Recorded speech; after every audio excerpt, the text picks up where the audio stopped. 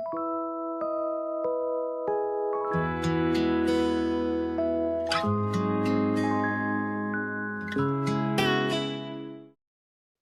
yang meluap-luap adalah gerakan jiwa yang hampa. Cinta yang meluap-luap adalah butanya perasaan untuk dapat melihat aib orang yang dicintai. Demi Allah, cinta amatlah sulit dilihat karena ia tersembunyi dari pandangan manusia. Cinta selalu tersembunyi di dalam dada seperti nyala api yang tersembunyi di dalam lubang. Jika disulut ia berkobaran, dan jika dibiarkan ia kembali sembunyi. Aku tidak pernah melihat kebenaran yang begitu menyerupai kebatilan dan kebatilan yang begitu menyerupai kebenaran, selain dari cinta yang meluap-luap. Gurauannya menjadi kesungguhan dan kesungguhannya menjadi gurauan.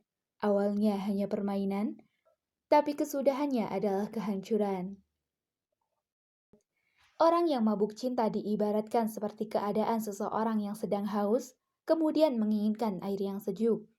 Atau keinginan seseorang yang lapar kemudian menginginkan makanan. Bukankah semua keinginan itu muncul tanpa diundang? Kita tidak bisa memilih kapan dan kepada siapa kita akan jatuh cinta.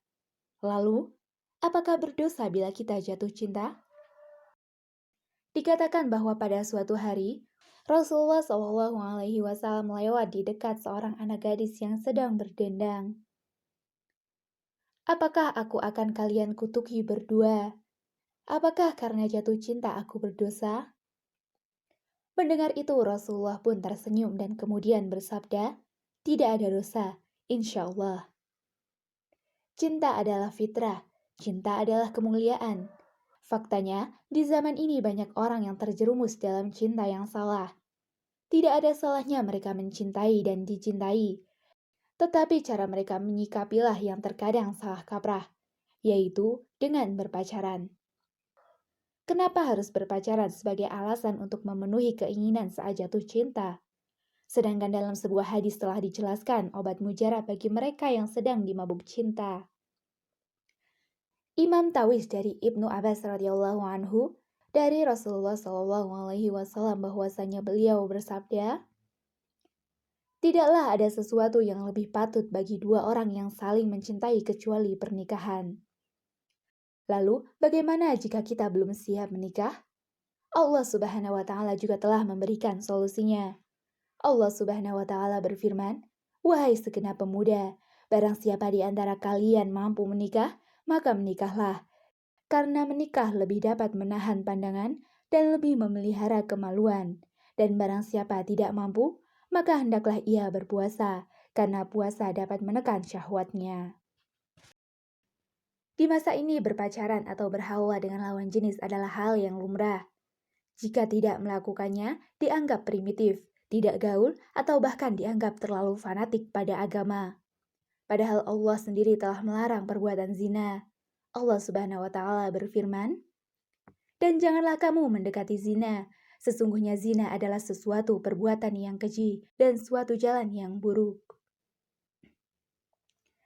Sebagai pemuda akhir zaman tentu menolak untuk tidak berpacaran adalah hal yang tidak mudah.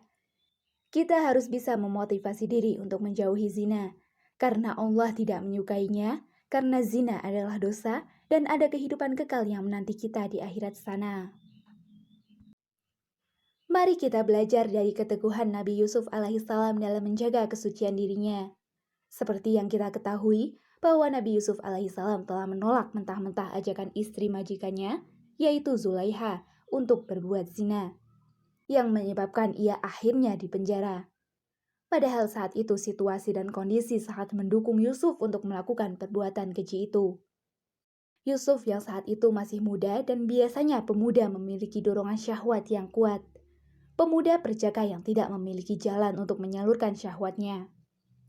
Kemudian, biasanya orang yang jauh dari keluarga dan kampung halamannya memiliki potensi yang lebih besar untuk melakukan perbuatan buruk.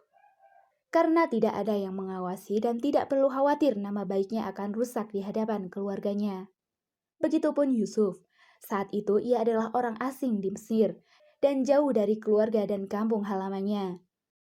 Perbuatan buruk yang bisa menjadi aib bagi orang yang merdeka tidak berlaku pada Yusuf. Saat itu statusnya adalah seorang budak yang dimana jika ia melakukan hal-hal buruk, tidak akan membuatnya dianggap tercela di mata orang lain. Wanita yang menggodanya pun bukan wanita sembarangan. Wanita itu memiliki kedudukan dan paras yang cantik. Coba pikirkan, lelaki mana yang tidak tergoda? Ya, lelaki itu adalah Yusuf alaihissalam. Yusuf bisa saja menerima tawaran Zulaiha, namun ternyata dia lebih memilih Tuhannya. Pernahkah Anda mendengar kalimat berikut? Barang siapa meninggalkan sesuatu yang haram hukumnya karena Allah semata, maka dia akan mengganti sesuatu itu dengan yang lebih baik. Kalimat ini sangat benar adanya. Kalimat ini tidak hanya berlaku pada Nabi Yusuf alaihissalam, tetapi juga untuk seluruh manusia. Memilih untuk menjauhi zina, Yusuf pun dipenjara. Sungguh Allah Maha Adil dan Maha menyaksikan segalanya. Setelah mendekam di dalam penjara yang pengap dan sempit, Allah memberi ganti untuk Yusuf yang berkali-kali lipat lebih baik dari kesenangan zina yang sementara. Ia mendapat kekuasaan, kemasyhuran di muka bumi, dan bahkan kedudukan yang lebih tinggi daripada kedudukan mantan majikannya. Lalu Allah juga mendatangkan wanita cantik yang meminta untuk dinikahinya. Dia adalah Zulaiha. Kemudian mereka pun menikah, dan suatu saat Yusuf berkata kepada istrinya, "Ini jauh lebih baik dari apa yang dulu pernah engkau minta." Yusuf mendapat cinta yang halal dan cinta yang diridhoi Tuhannya. Di sini kita dapat belajar, meninggalkan sesuatu yang diinginkan atau dicintai sangatlah menyakitkan. Meninggalkan kekasih haram karena Allah semata tidaklah mudah. Namun, sekali lagi, kita harus selalu ingat akan janjinya. Dia akan memberi ganti yang lebih baik, menggantinya dengan orang baru yang lebih baik, atau bisa jadi orang yang sama namun dalam keadaan yang lebih baik dari sebelumnya. Ingatlah akhirat, ingatlah seberapa pun cintanya padamu, Allah tentu lebih mencintaimu. Jangan korbankan cintanya hanya untuk cintanya.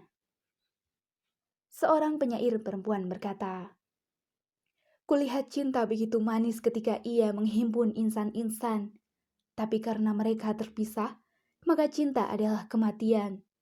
Barang siapa yang tak pernah merasakan pahitnya perpisahan, niscaya ketika mencintai ia tak pernah tahu indahnya pertemuan. Aku sudah merasakan cinta ketika dekat dan ketika berjauhan. Di saat jauh, ia adalah pembunuh, dan di saat dekat, ia adalah kegilaan."